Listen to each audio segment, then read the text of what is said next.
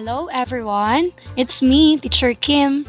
For today's video, mag-share ako sa inyo ng method on how to multiply numbers with one-digit multiplier.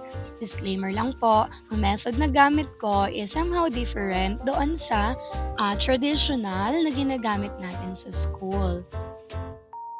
Simulan na natin. So, dito sa number 1, ang given natin is 53 times 2.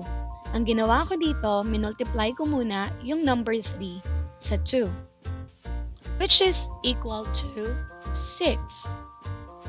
Ngayon naman, i-multiply natin ang 5 by 2. So, 5 times 2 equals 10.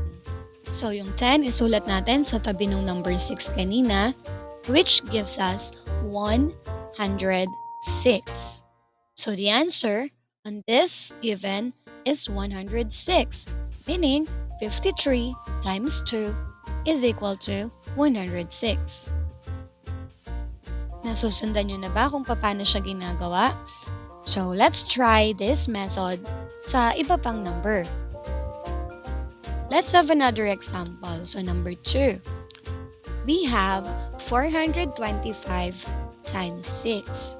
So, in this case, meron na tayong 3-digit multiplicand by 1-digit multiplier. So, same method, mag-i-start muna tayo sa 5 and sa 6. So, 5 times 6 is equal to 30. Kung mapapansin ninyo, ang nakuha nating number ay 30, which is 2-digit number. Since meron pa tayong mga kasunod na numbers na kailangang i-multiply, kailangan nating i-carry over ang number 3 doon sa susunod na digit na i-multiply natin. Parang ganito. Ilagay natin yung number 3 doon sa ibabaw ng number 2, which is yung kasunod na digit na i-multiply natin. So, 2 times 6 is 12. I-add natin yung number na kinary over natin. So, 12 plus 3 is 13, 14, 15. So, that's 15. Tulad ng ginawa natin kanina, since 2-digit ang nakuha natin at meron pa naman tayong kasunod pa na digit na kailangang i-multiply, i-carry over din natin yung number 1 doon sa kasunod na number. Parang ganito. So, isusulat mo siya sa ibabaw ng number 4. Kasi nga, meron pa tayong remaining digit, di ba?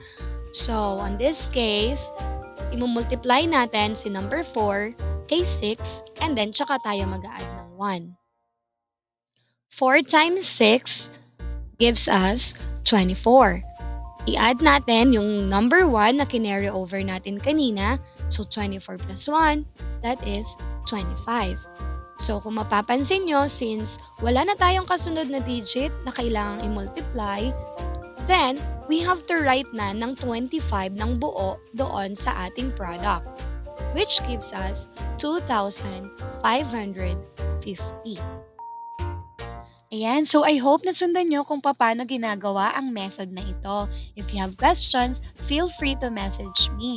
Magtanong lang kayo, mas maiging magtanong kaysa hindi natututo. Okay? So, yun lamang po for today's video. Kita-kits sa susunod. Paalam!